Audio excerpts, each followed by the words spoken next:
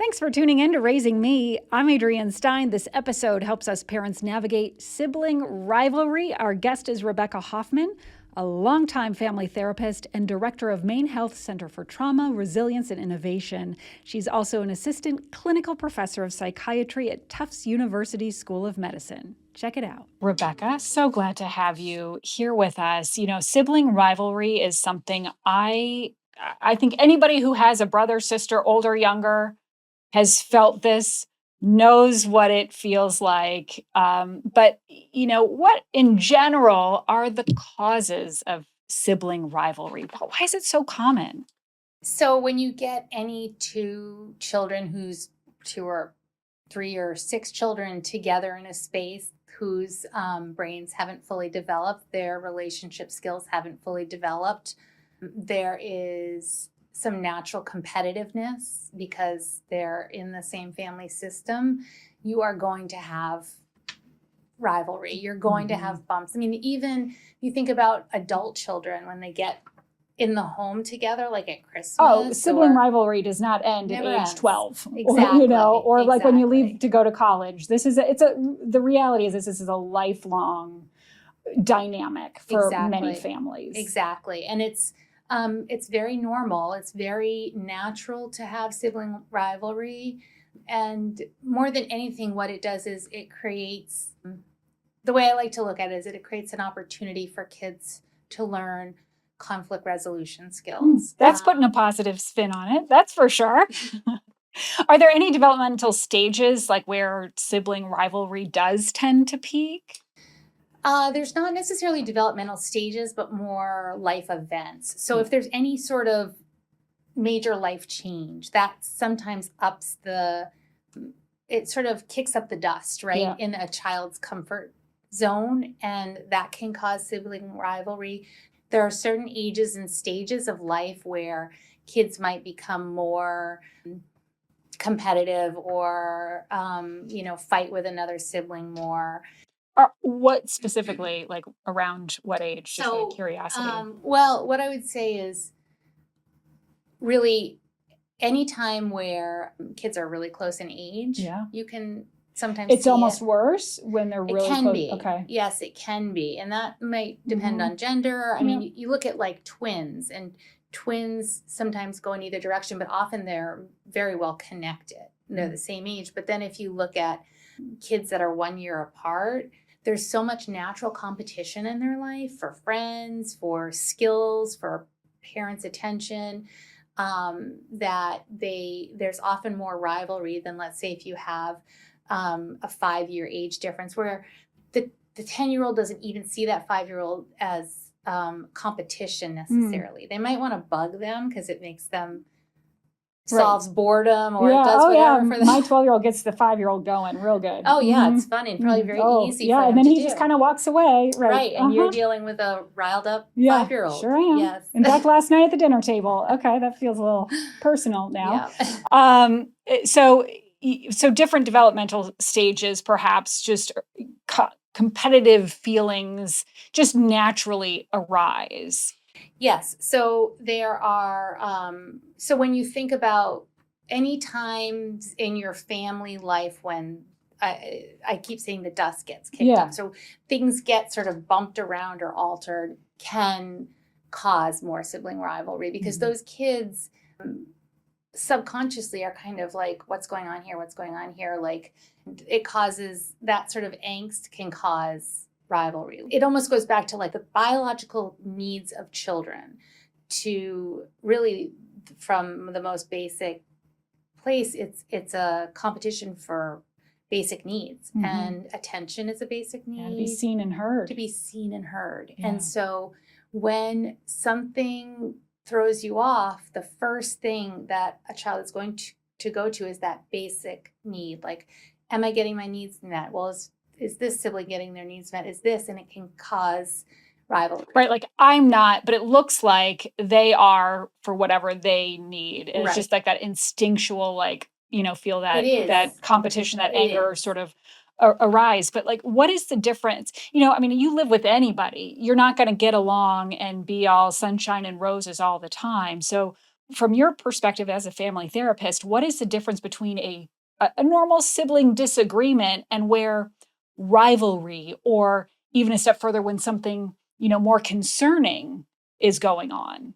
I would say any disagreement I would call sibling rivalry. Mhm. And rivalry sort of denotes this idea of competitiveness, like a rival, right? You Mhm. think about like a sports rival. It's really about competing for something, whether it's attention, whether it's the Resources, remote, yeah, whether it's right. resources. Yeah. Exactly. Mhm. It comes from the fighting over of resources. Great way to Yeah. put it.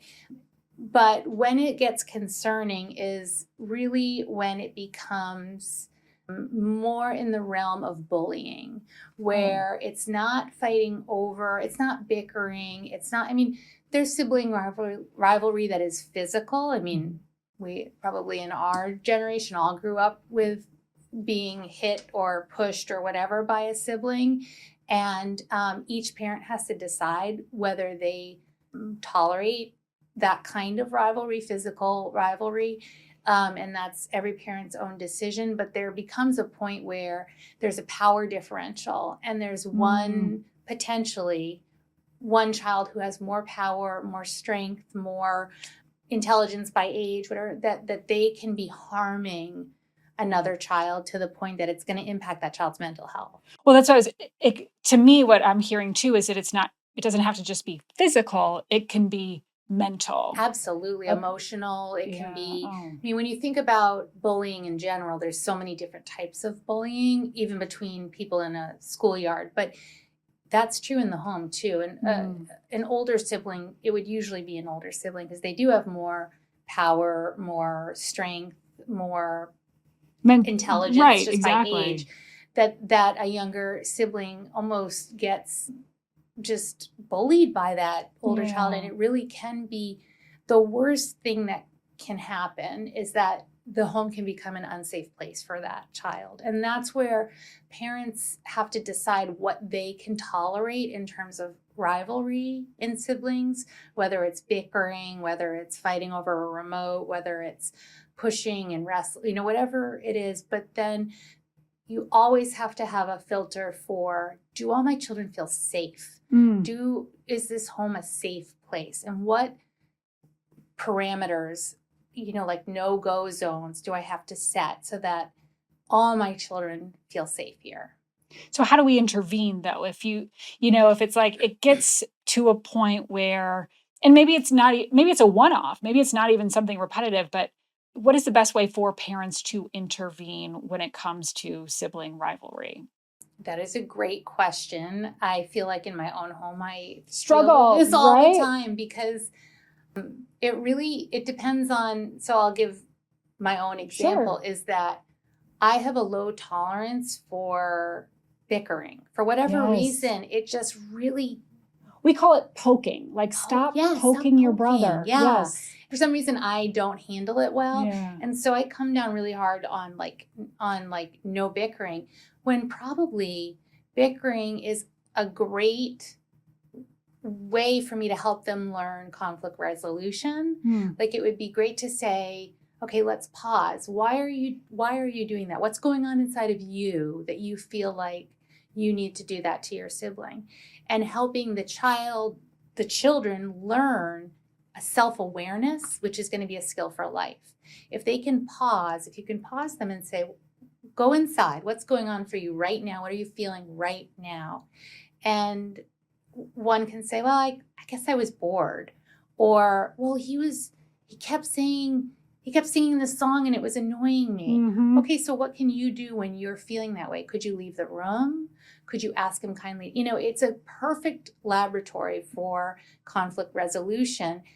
In my own home, I find myself just shutting it down. Yeah. When actually I should and try in my best days to really lean into it and say, what's going on here? Let's talk about this. Well, leaning into it, or even do you step back and are there times that you should kind of just keep an ear to it and see if they can come to a place where they work through it? I haven't seen it often in my Right. house. I'll just, Yeah. totally transparent here.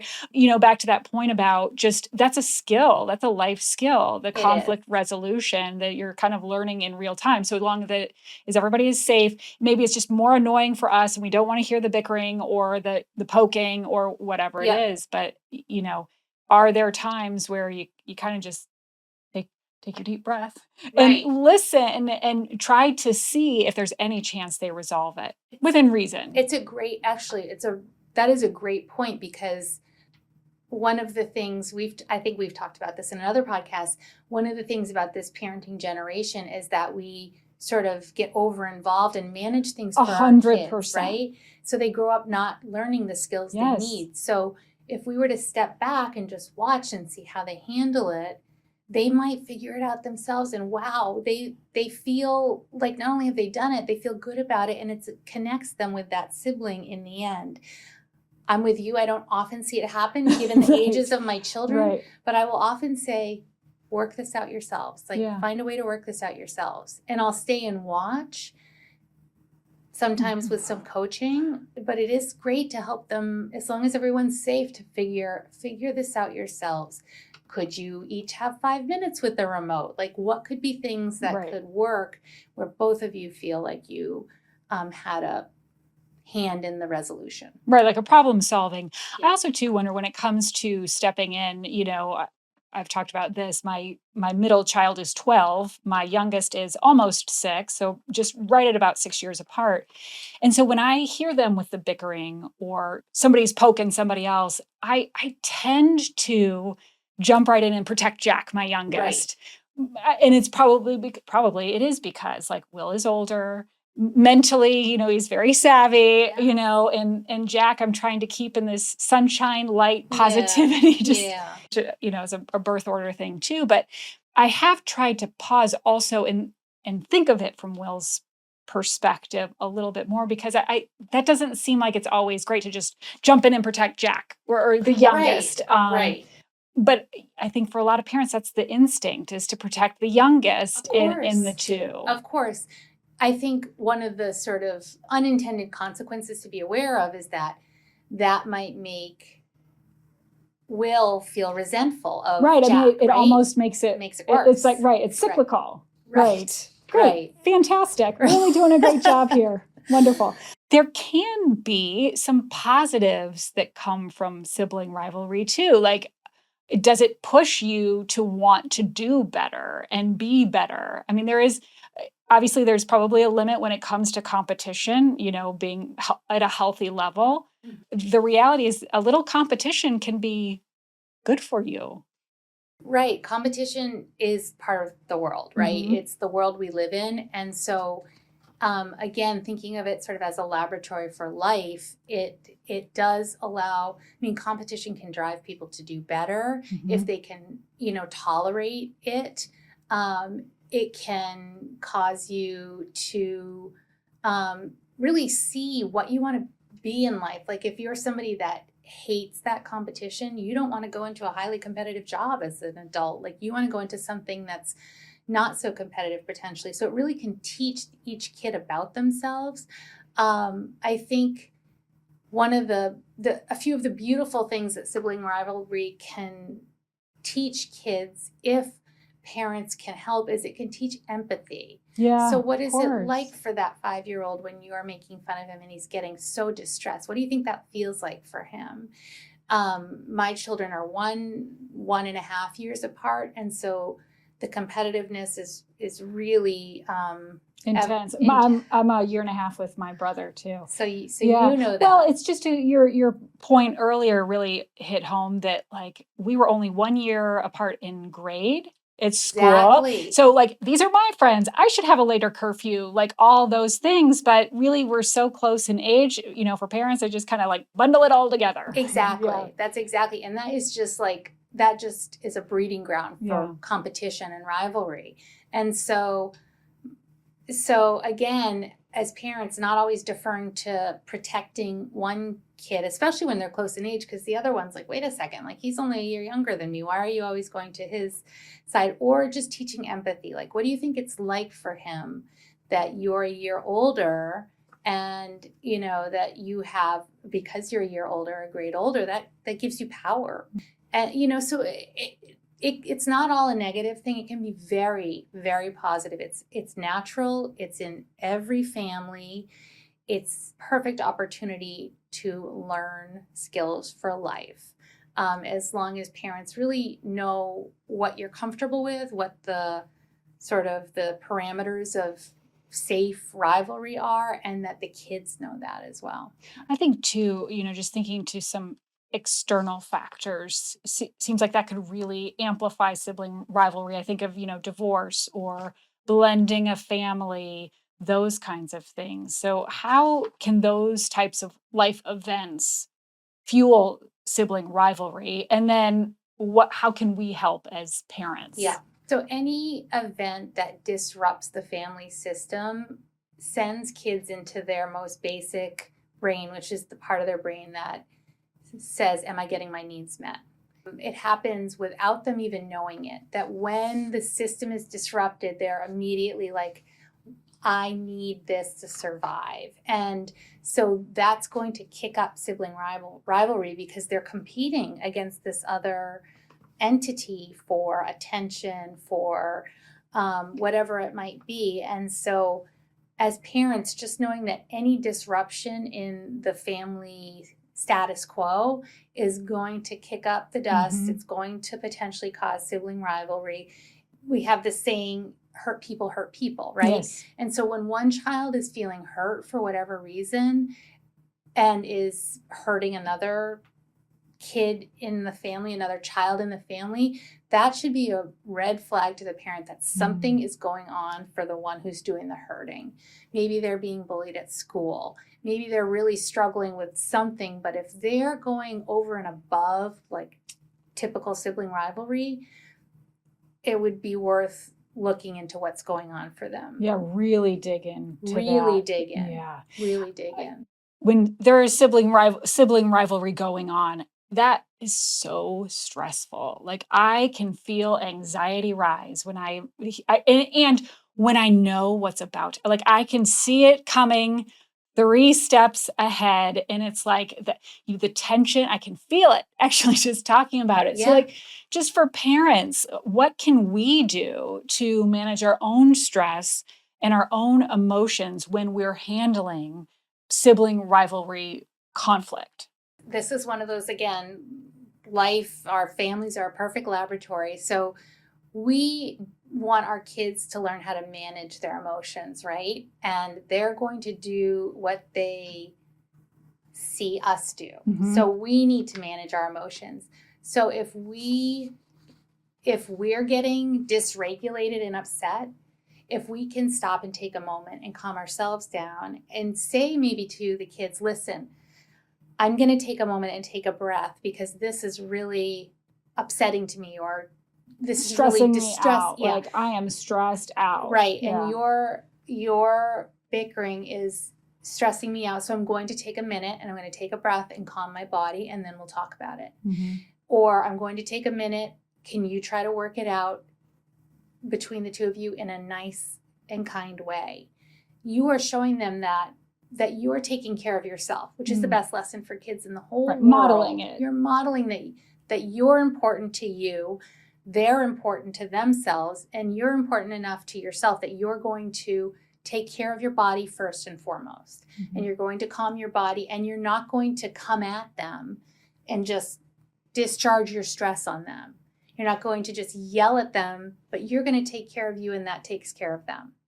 So I think the first step is, when you're getting that feeling like, oh, here they go again, go inside and check yourself out and calm yourself down, and then ask them to do the same thing, right? Like ask them, okay, what's going on for you right now? Can you take a deep breath?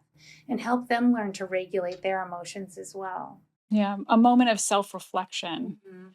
Easier said than done sometimes, but boy, that would make such a difference. I do wonder, does it ever get to a point, and I'm sure the answer is yes, but when professional help is needed in a family? Yes, absolutely. So, and what is that trigger? I always lean on the end of earlier the better. If you're Mm. seeing some family dynamics within your family that you're, as a parent, really having trouble negotiating, or they're coming up again and again, and you're getting sort of stuck as parents or a parent on those, it's worth going to therapy as a family and talking it out. Again, that's modeling that, you all are important enough that I want us to be doing well, and I want to get help to make sure we're healthy. So some sort of big red flags to get help are, is there true bullying going on? Do you have a child that feels unsafe in the home because another child is being so aggressive that it no longer is sibling rivalry? Mentally and physically. Emotionally, mentally, physically, whatever it might be. And it can be so subtle to you or to even the older child, but it can be really big to the younger child. So something that feels really scary, you almost have to put yourself in that child's shoes. So what I'm thinking is, like, a 12-year-old can do something to a 5-year-old that feels little to the 12-year-old, but it can be really big to the 5-year-old. So a much older kid sort of being like, oh, there's a ghost outside, right? And that's terrifying to a 5-year-old. Right. And let's say that 5-year-old kid starts to not be able to sleep at night and is really distressed. That sort of behavior needs to stop because it's impacting the 5-year-old's mental health, right? And so there's certain things where if a child's mental health is really being impacted by whatever behavior is going on in the home, professionals can help with that. What are the signs of that, though, if one of the siblings is really struggling? So I would say thinking about both the victim and the person. So there's two places where it can struggle: the victim or the person doing the behavior that's causing the victim to struggle. So if you're worried about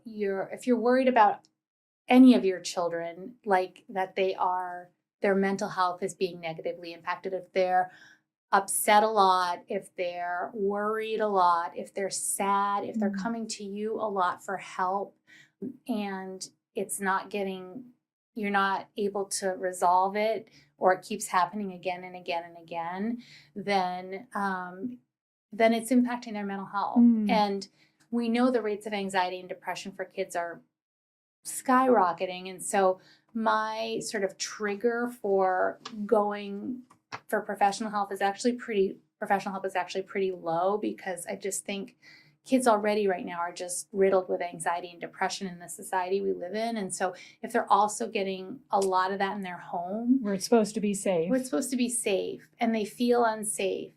And it's worth asking them, like, do you feel safe around, like, do you feel scared of your sister or your brother? And if they say yes, really digging into what that means. Like, and use open-ended questions. Like, what does that mean to you? What are you afraid of? And if you feel like they are truly afraid, then that is something you can't ignore. Yeah, that's heartbreaking. Yeah. What about potential long-term effects for unresolved sibling rivalry? What could that look like? So you sometimes hear adult friends, you will hear about instances. I think about this as an adult with friends. You hear about instances, you'll hear from a friend, I never got along with my brother. He was ruthless to me, and we still aren't close now. Like, I always think, wow, like what would it have been like to intervene, for there to be some sort of intervention earlier. And so the long-term effects can be the same sort of long-term effects of bullying for a child. It can be depression, anxiety. It can be that they bully other people. So this whole idea of hurt people. If a child's being hurt, whether it's in their home, and that means emotionally hurt, not just physically hurt, verbally, whatever it might be, they may then go out and, to make themselves feel better, hurt someone else. And so stopping that cycle is really important, because because it's like a domino effect. And so the long-term impact can be the same as any sort of bullying, child bullying, if it gets beyond sibling rivalry. if those children are never able to resolve it, and it literally goes on through childhood, they may not be close as adults, and that's sad. Like, Yeah, it's you missing want out them on to a be. key relationship It in your is. life. Absolutely. It is. So that you do hear about that, where adult siblings are not close for a variety of reasons, one of which may be that they never got along as kids. And probably the biggest impact is that because your family of origin, the family you grew up in, is really your laboratory for life, is that you don't learn those relationship navigation, those conflict resolution skills. And that's a loss too, because when you're learning them as an adult, the stakes are high. Stakes are high, and it's much harder. If there was one takeaway for parents who are experiencing sibling rivalry with their kids right now, and I would venture to guess that's most of us in some capacity, what would be the biggest takeaway today? The biggest takeaway for being a parent and addressing sibling rivalry would be, don't just ignore it. That doesn't mean intervene immediately, but pay attention. Be aware of what's going on and what the dynamic is, and prompt your children to address it in a healthy manner. Give them the skills to address it in a healthy manner. If they're not able to, then model it for them and teach them how to address it in a healthy manner. It doesn't mean it will stop, but it means you then are teaching them these lifelong skills over and over. So again, think of it as a learning opportunity. It's natural. You see kittens or puppies fighting over a ball. Instinctual. It's instinctual. So it's natural, but it also can be a great learning opportunity for life. So use it as that. I would also say, as a parent, really go inside and decide what you're comfortable with ahead of time. Because in the moment, it's hard to determine, is this just sibling rivalry or is this more than that? So determine, are you going to be comfortable with physical, hitting, pushing, those sorts of things. And each parent's going to fall on their own.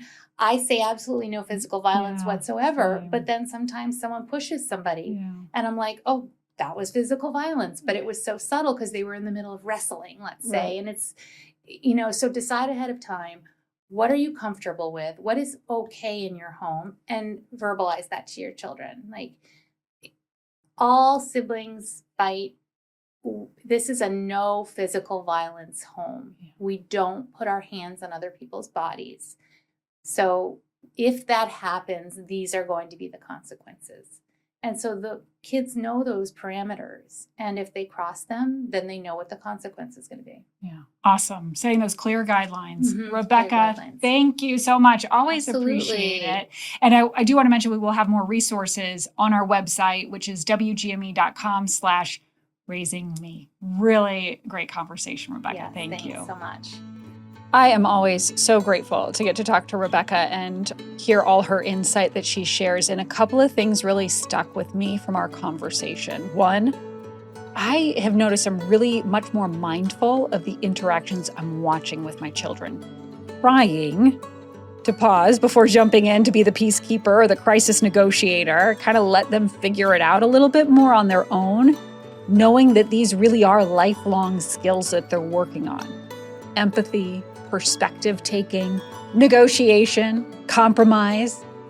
Like Rebecca said, families can be a great laboratory for life. Now, all that being said, sometimes it is still very tricky to do as a parent who just wants to rush in and solve or have peace.